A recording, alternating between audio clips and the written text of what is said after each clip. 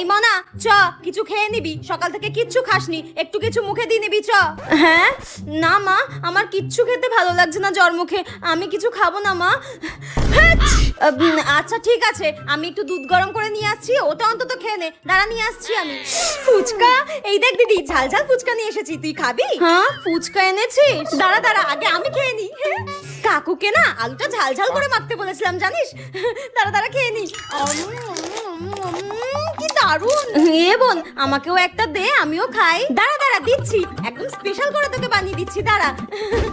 এই নে দিদি ধর, এই নে বড় মানা, গরম দুধটা খেয়ে নে। এ কি তুই দিদিকে ফুচকা দিচ্ছিস? তুই জানিস না দিদির জ্বর হয়েছে, দিদি টক জল খাওয়া বারণ, ওষুধ খাচ্ছে।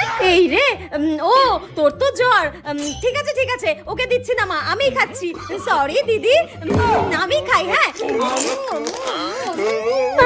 আমার সামনে লোভ দেখিয়ে ঝাল ঝাল ফুচকা খাচ্ছে।